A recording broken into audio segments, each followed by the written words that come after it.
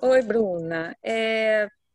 Existe uma lei, a Lei 6.492 de 2019, da Câmara do Estado do Rio de Janeiro, que eles aprovaram uma coisa muito legal, assim, descobri agora, que você tem o direito de receber a visita do seu pet quando você estiver internado, né?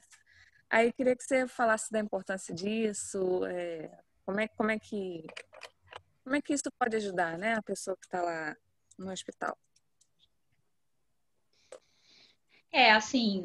Eu acredito que a questão emocional, né, de você estar numa situação em que você está internado e que você já está com algum problema de saúde para estar internado, né, e fora do seu ambiente, fora da sua casa, fora da convivência, é uma questão que acaba influenciando, né, no desenvolvimento e na progressão de tratamento.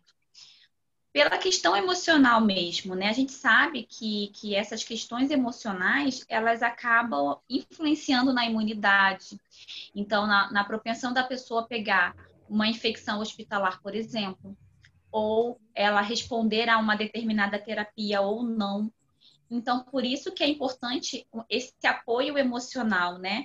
Já que não tem como fazer com que esse tratamento seja feito em casa, mas que pelo menos, né, a pessoa consiga, de alguma maneira, ter o contato com os seus parentes, né? Que aí é mais fácil, porque aí a pessoa vai visitar. Mas os pets são muito importantes, porque eles fazem parte da família, né? O pet, hoje em dia, ele é um membro da família. Né? Então, é tão importante quanto a visita de um parente. E para o pet também, né? Apesar do pet não estar na mesma situação, mas também é muito sofrido para eles, né? Porque eles percebem que a pessoa não está mais em casa. Então, eu creio que seja mais por esse motivo, né? Esse apoio emocional, ele é sempre muito importante na recuperação. Assim como você ter uma fé, assim como você ter um bom tratamento, né? Você precisa estar cercado de elementos que possibilitem que você chegue no resultado esperado, né? Na cura, vamos dizer assim, ou então na estabilização do quadro. Acho que é mais nesse sentido mesmo, né? Nessa questão da imunidade e do apoio mesmo emocional. Acho que existem ONGs, né, que levam também os bichinhos para alegrar as crianças, né? Enfim, existe esse trabalho também, né? Sim, existem alguns trabalhos muito bacanas, já tem bastante tempo, de entidades que levam animais, né, para locais, não só hospitais, mas às vezes levam para asilos, para locais onde tem crianças, orfanatos, né, para que haja essa interação com o pet, né? Lógico que são animais selecionados, né? Não é qualquer animal, não pode ser um animal, por exemplo, que vai visitar um idoso e que fique pulando. A gente sabe que o idoso tem a pele muito fininha, sempre está, Sim. né, rompendo o vasinho sanguíneo. Então, tem que ser um pet que seja tranquilo, que goste de receber muito carinho. Né? No caso das crianças, as crianças ficam afoitas, né? Então elas querem colocar a mão, elas querem abraçar. Então tem que ser uma coisa prazerosa para o pet também, né? Então, de acordo com o perfil, eles vão selecionando animais. A gente sabe de determinadas raças que já têm uma característica mais parecida com esse tipo de trabalho. E aí eles levam nesses locais justamente para dar esse apoio emocional, né? Às vezes, por exemplo, no caso dos idosos, né? Muitos não recebem visitas de parentes, né? Estão assim abandonados nesses locais. Então é uma alegria, né? Quando é um idoso que gosta de animais, é uma alegria, é um momento de alegria, de interação, né? As crianças também, crianças com câncer às vezes. Então, assim, é um trabalho muito lindo mesmo. E também tem essa questão do apoio emocional, né, nas companhias aéreas, né, quando a pessoa vai realizar uma viagem. E aí ela, às vezes, tem aquele animalzinho como um apoio emocional para poder realizar também algumas atividades. Ela não vai conseguir entrar no avião se o pet não estiver junto. Então, algumas companhias aéreas, algumas não, as companhias aéreas, nesse caso, elas são obrigadas a deixar o pet, dependendo do tamanho, a ficar ali na cabine junto, né? Junto com o passageiro, porque é por uma questão de apoio emocional que aquele pet está ali, né? Não é só pela questão da viagem em si, né? Às vezes não haveria necessidade do pet viajar junto, mas ele está junto justamente pela questão do apoio emocional. Principalmente nesse momento, né, de isolamento social. Eu vi um vídeo que viralizou, né, circulou bastante, uma filha levando para a mãe, que estava, no caso, morando... Ela mora sozinha, né, e não estava podendo ter muitas visitas. E ela leva um filhotinho, quer dizer, o vídeo é a coisa mais linda, muito emocionante, porque você vê realmente que ela ganhou ali companhia, de fato, né, para ela passar por isso tudo aí. Então, com certeza é muito Sim, sim. importante. E eu tenho escutado, Sim. eu tenho escutado muitos relatos, Samantha, sobre isso na pandemia. Inclusive, foi antes de ontem, teve um cliente que falou exatamente isso. Ele falou assim, Bruna, eu não sei o que seria da gente nessa pandemia se não tivesse o Bolt, né, que é o nome do cachorro, o Bolt com a gente. Por quê? Porque as pessoas, né, têm que ficar em casa, né, fazer ali o que é necessário, né, que não não se expor e não expor outras pessoas, né, tem que ficar de quarentena. E os pets ajudaram muito, né, estão ajudando ainda muito, né, porque a gente até, inclusive, nós veterinários, a gente viu uma mudança de comportamento muito grande que durante a pandemia, né? Então, aquelas pessoas que não levavam muito o pet ao veterinário começaram a levar mais, porque começaram a ter uma interação muito próxima e a reparar coisas que antes não reparavam, né? Começaram a ver a importância daquele animal ali na vida. E a gente começou a reparar isso, né? Que houve até um incremento grande, né, de atendimentos por conta disso mesmo, né? Exatamente disso. Então foi um lado positivo, mas que agora a gente está preocupado quando voltar, né? Quando acabar a quarentena, a gente está preocupado com os animais, porque eles vão sentir. Muito. Eles vão sentir bastante, Uhum. né? Eles não entendem o que é quarentena, por que as pessoas estão ficando em casa, eles estão só aproveitando. Mas a hora que as pessoas tiverem que voltar, vai ser um período um pouquinho complicado, que a gente vai ter que pensar em alternativas para ajudar eles a superar esse momento. Sim. Inclusive, com toda essa pesquisa, né, que a gente foi fazer para conversar contigo, eu vi que existe a psicologia animal também, né? O psicólogo vai trabalhar essa questão Sim, aí, né? Que às vezes não é uma coisa física, né? É uma coisa mesmo que está no psicológico dele, sentimental, essa questão aí. A pessoa vai retornar ao cotidiano, então vai ser complicado para ele e ele realmente pode chegar e ficar doente por conta disso, né? Por estar sozinho. Do nada ele começar a ficar sozinho. Cachorro pode desenvolver depressão? Isso é uma questão. Nunca tinha pensado nisso, mas agora me veio à mente. Será que Sim. pode desenvolver depressão? assim, os animais, né, os cães e gatos principalmente, que são os pets que a gente tem em maior quantidade, né, dentro dos lares, eles vivem muito presente, né? Eles têm essa característica que eu acho que é uma característica muito boa. Eles não ficam remoendo coisas assim no passado. Ai, por que que antes eu morava num lugar assim, agora eu moro num lugar assado? Por que que agora não tem tal pessoa aqui dentro da casa? Eles têm um período de luto deles quando há morte ou quando há uma mudança repentina na vida. Então, eles ficam num período como se fosse de luto, tá? Que é um período um pouquinho mais crítico e que realmente pode acontecer exatamente o que a Samantha falou, de diminuição de imunidade por conta do estresse, porque a gente também não tem como explicar isso para eles, né? E eles não têm como entender. Então, é um período um pouquinho mais complicado. Mas que eles conseguem, com o tempo, e não muito tempo, eles conseguem superar.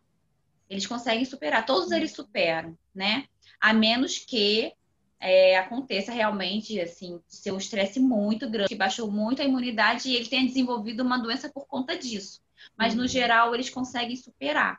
Né? Então, é uma característica muito forte de cão, de gato, e que ajuda, mas que a gente também tem que proporcionar maneiras que esse processo seja o menos estressante possível, o mais breve possível, para que eles voltem à rotina, né, deles, porque eles gostam muito de rotina, né?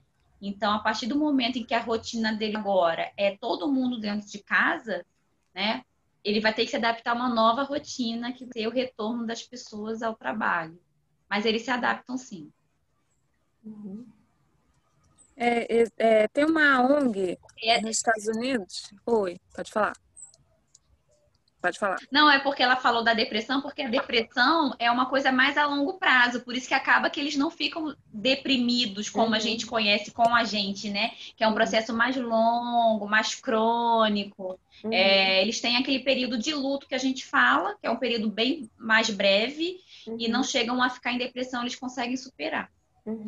Existem casos também que as pessoas falam, mas aí é o caso que você falou, que é um baque muito grande, né? Tipo, os dois cachorros viviam a vida inteira juntos. Aí um morre, né?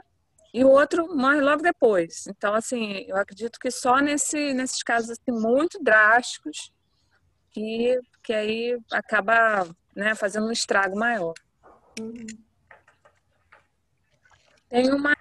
Isso acontece mesmo, acontece às vezes, quando morre um parceirozinho, ou então uma pessoa da casa, e eles ficarem muito, muito tristes e não conseguirem se recuperar. Mas às vezes eles não conseguem se recuperar porque as pessoas não conseguem estimular eles. Né? O que a gente tem que fazer? Eu já passei exatamente por essa situação, né?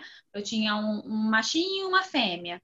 Né? E eles sempre viveram junto desde filhotes. A fêmeazinha já estava mais velha, teve problema renal, morreu. E o machinho ficou muito triste. Mas eu sabia que ele gostava muito de passear. E eu não passeava tanto com ele por conta do trabalho. Mas aí, nesse período, né, que ele ficou muito triste, muito abalado, eu comecei a fazer os passeios com ele. Então, ele começou a se animar novamente, né? Começou a voltar a comer, né? Já ficou mais animadinho. Então, a gente também tem que saber estimular, né? Não só deixar o animal triste, ver que ele está triste e não fazer nada.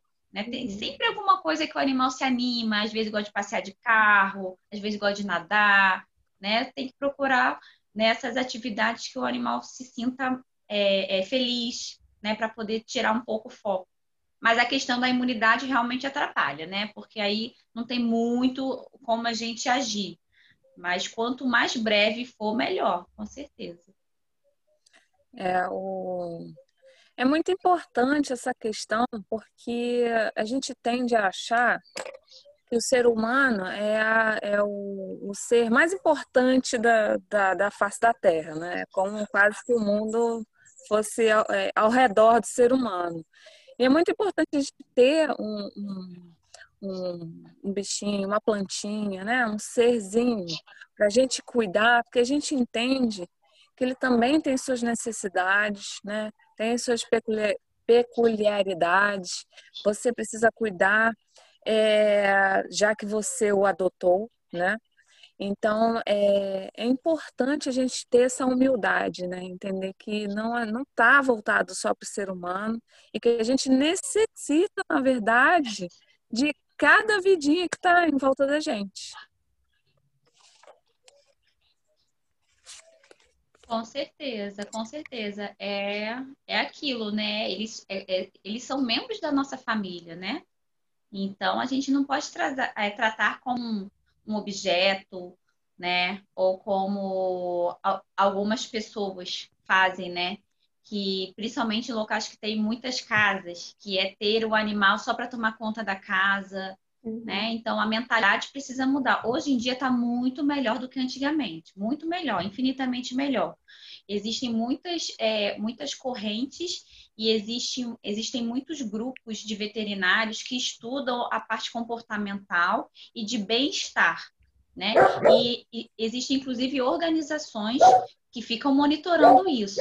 Tá? Então, determinados procedimentos que antigamente eram autorizados, hoje em dia não são mais, graças a Deus, porque essas entidades lutaram, né, e conseguiram, né, mostrar que eram procedimentos que não tinham a menor necessidade para o bem-estar e para a vida do pet. Aliás, que até prejudicava, né? Além de não trazer nenhum benefício, prejudicava. Então, graças a Deus, hoje em dia, eu percebo que, sim, que de quando eu me formei, tinha um grupo, né, um professor na minha faculdade que falava muito sobre isso, que foi o iniciozinho, isso há 13 anos praticamente, mas que hoje isso já tomou uma proporção muito maior e que existe, inclusive, uma pós-graduação em etologia, que é a parte comportamental dos animais, que visa muito também essa questão do bem-estar, e isso também já está incutido na produção, né? Não só para animais de companhia, mas na produção também. Então, por exemplo, dentro da produção aqui do Brasil, que é a maior mesmo, né? É o gado de corte, né? Tem aquela luta, né? Assim, o ideal seria que não tivesse, que a gente não fosse, que a gente não tivesse essa necessidade, enfim, né? De se alimentar com a carne bovina, né, ou carne de qualquer espécie. Mas que se vai alimentar, né, que é uma questão cultural, é uma questão assim que a gente não vai conseguir arrancar da sociedade de uma hora para outra, mas que pelo menos seja feita com o mínimo de estresse possível, com respeito aos animais, né, e de uma maneira que seja que pelo menos a gente saiba que houve uma preocupação, né, com isso, que não foi feito como só uma comercialização, apesar da gente saber que na parte da indústria, mesmo que eles façam dessa maneira, o interesse deles é a questão financeira, mas pelo menos se a sociedade conseguir pressionar, né, e comprar de uma determinada indústria que faça dessa maneira, né, visando o bem-estar animal em relação à empresa que não faz, a gente pelo menos, mesmo que o interesse deles não seja esse, seja somente financeiro, a gente pelo menos consegue fazer com que haja mais conscientização das pessoas e também que esses animais sofram menos. Excelente. Essa questão, assim, o que tem a ver educação ambiental, consumo consciente, tem tudo a ver, né? Se você pensar simples, uma simples caixa de ovo, né? Existe agora o de granja, do que se trata isso, né? Aquela questão, todas as galinhas lá, né? Elas são confinadas num local que, assim, a vida delas não é nem um pouco digna, entendeu? E agora o que está acontecendo? Está tendo uma procura maior dos ovos de galinha caipira, e aí caipira, o que acontece? Ela vive livre, né? Todas elas ficam livres, pegam sol e tal. E tem também a categoria de ovos caipira e orgânico, que além disso ele ainda tem uma alimentação orgânica. Então, assim, à medida que você muda os seus hábitos de consumo, priorizando, é claro que a gente ainda está num patamar que esse tipo de alimentação ainda é cara para a maioria dos brasileiros. Mas isso é uma coisa que a gente vai caminhando aos poucos, aos poucos. Então, assim, se a gente começar a olhar para isso, né? Eu não vou mais comprar o ovinho, vou procurar o caipira, porque eu sei que elas são as galinhas felizes lá. Então, eu sei que elas vivem uma vida digna, elas têm uma vida digna. E a gente vai aos poucos mudando isso, o mercado também vai mudando. Aos poucos, daqui a pouco, esse produto vai ser mais acessível. Com certeza. concordo plenamente com você. É o que a gente pode fazer, na verdade, né? Porque a gente não vai poder ir lá na indústria e falar com cada um dos donos das indústrias, dos frigoríficos, né? Das granjas. A gente não vai poder fazer isso, né? Mas com o nosso comportamento, exatamente o que você falou, a gente mudando o nosso comportamento de consumo, a gente automaticamente empurra eles para uma situação que seja favorável para o que a gente quer, né? Porque eles dependem da gente. Então, a gente pode agir dessa maneira, e é a única maneira realmente que tem, né? Que a gente possa contribuir, e também não só por essa questão, mas por nós mesmos, né? Pela nossa saúde, por saber que você está consumindo um alimento, né, de uma origem que foi, em que o animal foi mais respeitado, enfim. São as Então, nossas escolhas acho que é um conscientes, processo, né? Sim, são as escolhas conscientes que a gente tem no nosso dia a dia mesmo. Exatamente. Sim. Uma vez eu li sabe, suco de caixinha, que aqui a gente já aboliu há muito tempo. O suco de caixinha, ele estava falando sobre a preferência do brasileiro, né? Por que o suco de caixinha daqui tem tanto açúcar? E aí eles responderam isso, porque o brasileiro gosta de suco açucarado. Então, assim, a indústria vai fazer o que o consumidor quer, ponto. Né? À medida que a gente mudar, eles vão mudar aos poucos, claro, não é uma revolução. A gente vai aos poucos mudando o nosso jeito de consumir e aí eles vão fazendo do jeito que a gente quer, né?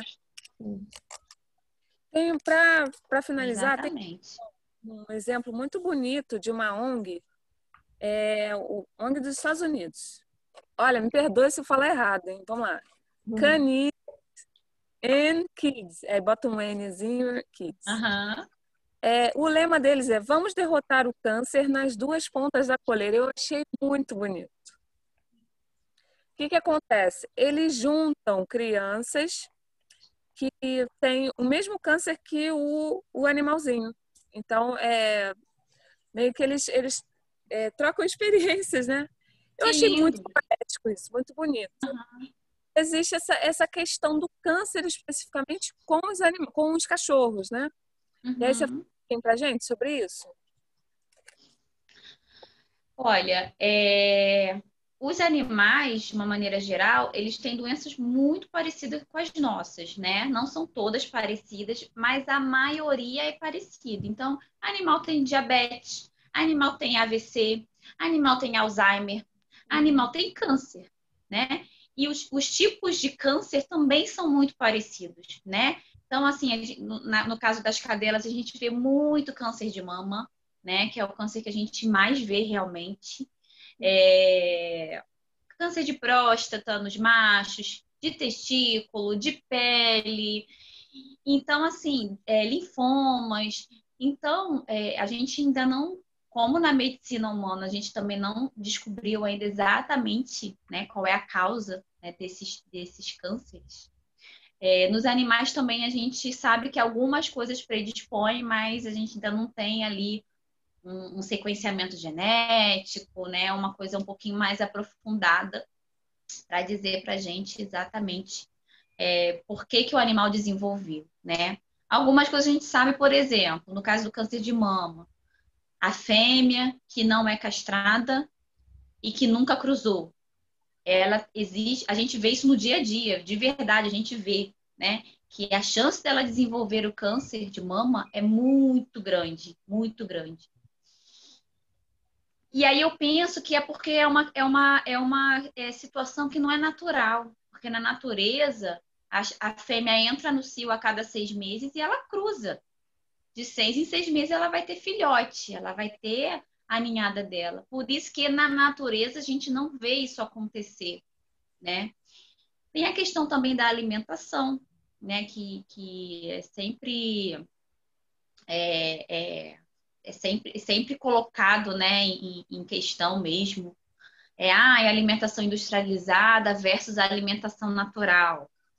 Tem a questão também de que hoje em dia os pets vivem muito mais que antigamente, que as pessoas falam, mas antigamente, quando eu era criança, os animais não tinham câncer, tá? Mas quando você era criança, o cachorro vivia só até 7 anos, né? Não conseguia viver 13, 14, 15. Tem animal que a gente atende com 18 anos, né? No caso de cão, que é uma idade muito avançada, fora da curva já, né? Então, existem várias questões que a gente sabe que o ambiente, de alguma maneira, deve influenciar, assim como nas pessoas, mas ainda não existe um consenso sobre isso.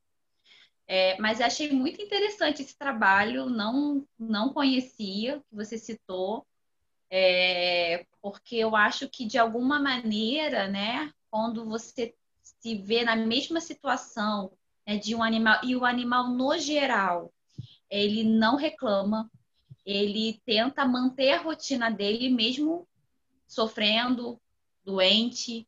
Eu tenho um paciente atual que ele tem linfoma, né? Que é o câncer ali das vias linfáticas.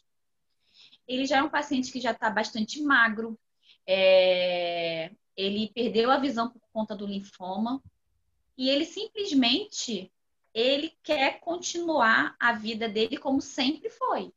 Então, se ele se sentir um pouquinho melhor, ele faz as mesmas coisas que ele fazia antes. Ele corre atrás do gato, ele quer pegar gambá, ele come, ele mesmo sem enxergar, ele quer tomar conta do ambiente. E todas as vezes que ele vai para... Ele está fazendo quimioterapia, né? Aí todas as sessões de quimioterapia, né, que a gente pergunta, e aí, como é que ele tá? Aí o tutor sempre fala, ele tá ótimo. Tá ótimo, a gente vê que ele tá magro, não tá mais enxergando, tá ótimo. Aí toda semana é engraçado, que é uma vez por semana. Toda semana ele vem com uma novidade. Olha, essa semana ele brigou com o amiguinho lá da casa. Aí eu falei, meu Deus, mas não pode ficar brigando. Aí, na outra semana, ele tentou pegar um gambá, correu atrás do gato, tentou fugir de casa. E tá assim, né? Cada semana é uma novidade. Então, isso é muito bacana, porque o animal, ele não tem essa coisa de ficar... Aquilo que eu falei, né? Ele vive muito presente. Então, se ele se sente bem naquele momento, ele nem sabe se ele tem câncer, ele não tem. Se ele tá se sentindo bem, ele vai fazer a rotina dele, ele vai fazer o que ele precisa. Ele, mesmo não enxergando, ele vai dar um jeitinho de resolver aquilo, né? De viver do jeito que ele acha que ele fica feliz, entendeu? Então, eu acho que é um exemplo para as pessoas, sabe? Porque, e olha, ele tá indo muito bem na quimioterapia, ele tá surpreendendo a gente. Eu acho que é eu acho que é a personalidade dele, né? Tá ajudando também, né? Ele não se entrega, não. Ele tá indo muito bem, assim, surpreendendo a Uma todos. pessoa na mesma situação, né? Nesse sentido. Exatamente. Exatamente. E a gente vê que a pessoa que se entrega, que fica ali muito para baixo e tal, ela acaba demorando um pouquinho mais, ou não consegue. Então, assim, é um grande exemplo e é um ótimo apoio, né? Obviamente, aí Sim, no caso desse projeto, poxa, um apoio maravilhoso. sim. Existe também uma pesquisa que eles conseguem detectar, né, certo? Acho que é câncer de mama, que já estão pesquisando sobre isso, né? Também é muito interessante, né? É verdade, sim. Inicialmente foi uma observação mais dos tutores mesmo, né? Tipo, o cachorro ficava muito assim, cheirando um determinado local, ali como se estivesse, não sei, querendo mostrar alguma coisa, insistindo, mas a pessoa não via nada, não percebia nada, e passava-se algum tempo, a pessoa descobria que ela estava com câncer naquele local, que o cachorro fica ali meio que cheirando, meio que incomodado com aquele local, né, querendo mostrar alguma coisa. E aí, a partir daí que começaram a fazer alguns estudos, né, para detecção. Então, eles são utilizados, né, além dessa questão desses estudos para câncer também, isso aí já é bem delimitado já e bem estudado. Eles são utilizados com pessoas que têm crises epiléticas, porque eles conseguem prever alguma coisa, não sei se é na energia, eles conseguem prever de alguma maneira que a pessoa vai entrar em crise. Então, esses Nossa, animais convivem com essas pessoas, inclusive eles têm passe livre para entrar em loja, em qualquer lugar, né? Porque é um cão terapêutico. E se a pessoa for entrar em crise epilética, ele avisa. Porque aí a pessoa já consegue se preparar, né? Se ela estiver dirigindo, ela vai parar o carro, né? Se der tempo para ela tomar um remédio, ela vai tomar rapidamente, né? Porque o animal consegue detectar de alguma maneira e a pessoa não. Então, e com os animais, eles têm a crise epilética, porque eles também têm convulsão, eles sabem quando eles vão entrar. Então, a gente já avisa pro tutor que existe o que a gente chama de aura, né? Que é aquele momento antes da convulsão, que ele já sabe que ele vai entrar. Então, ele fica com um comportamento diferente, né? Uns minutos antes. Ou ele fica muito atrás da pessoa, né? Do tutor. Ou então, às vezes, ele se esconde. Ele cria um comportamento diferente. E aí, a pessoa que já está acostumada, ela já percebe que ele vai entrar em convulsão e já dá todo o amparo que precisa. Então, é uma situação assim que realmente é muito peculiar mesmo, né? A gente não sabe exatamente como que eles conseguem, mas eles conseguem. E até por isso que agora eles estão também tentando colocar os animais para detectar, os cães, né? Para detectar o Covid, né? As pessoas estão fazendo esse trabalho aí, porque eles já conseguiram já detectar algumas outras doenças, né, infecciosas em pessoas que estão tentando aí treinar para o Covid.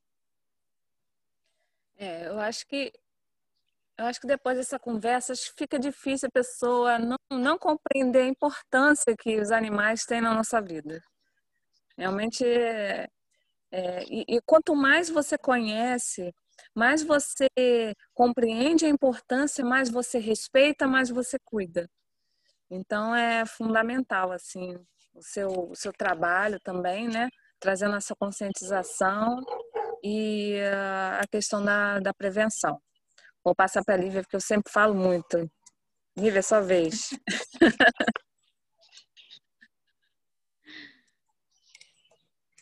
Tá fechado o áudio, né? Bom, e aí a gente queria saber se você gostaria de deixar alguma mensagem sobre essa importância dos cuidados com os animais e agradecer muito aqui a sua presença, né? A sua disponibilidade para estar com a gente, conversando. E a gente queria te ouvir. Ai, gente, assim, o que eu poderia de mensagem final, né, falar, é que a gente ter a possibilidade, né, de interagir, de viver com os animais, é uma experiência que só traz enriquecimento para a gente, né, em todos os sentidos. E a gente tem que olhar o animal não como apenas como hoje em dia, né, como um membro da família. Ele é um membro da família, mas ele também precisa ser respeitado nas necessidades dele, tá? Uma coisa que a gente observa muito é que as pessoas, às vezes, começam a humanizar muito o animal. E aí tiram um pouco querem tirar um pouco da característica e da necessidade do animal. E isso não está certo, tá? A gente pode sim fazer o de melhor para o animal, mas respeitando como se fosse a vontade dele, né? Que na verdade é o instinto. Uhum. Então eu gostaria de chamar atenção, né, para isso, para o excesso, né, de humanização, que às vezes não traz benefício para o animal e pode prejudicar, tá? Eu acho que tudo na vida tem que ter um equilíbrio, né? E se a gente quer ter um relacionamento e a gente quer tirar o melhor dessa interação, a gente também tem que respeitar, né? O que ele necessita também. E lógico, né, gente? Eu, como veterinária, e eu sou super suspeita para falar, né? Mas eu acho que todo mundo tinha que ter um animal pelo menos uma vez na vida, né? Uhum. Se a pessoa não puder ter o animal, que pelo menos vá no zoológico visitar, né? Que pelo menos respeite um animalzinho que esteja passando na rua, né? Vamos tirar um pouco dessas crenças também que as pessoas às vezes têm, do gato preto, né? Enfim, de utilizar animais para coisas que não têm o menor sentido, né?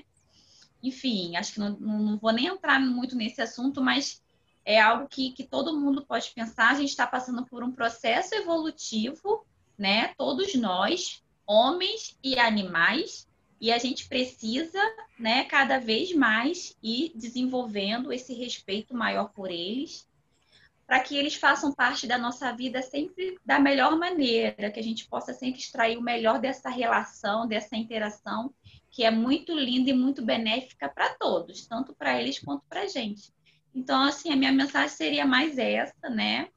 E gostaria muito de agradecer a oportunidade, né, que vocês estão me dando de poder conversar sobre isso. É um assunto que eu amo. E também parabenizar novamente vocês por esse trabalho tão bonito, que se a gente conseguir, sabe, colocar isso na cabeça de uma pessoa que seja, eu acho que já vale, né, todo o esforço, né? Com Se as pessoas certeza. puderem refletir um pouco, já valeu tudo. Com Muito certeza. obrigada. A gente que agradece. Muito obrigada mesmo, Bruna. Foi uma delícia a conversa. Uhum. Grande Que beijo. bom. Foi muito bom Beijo. mesmo. Tchau, Tchau, beijo, tchau. gente.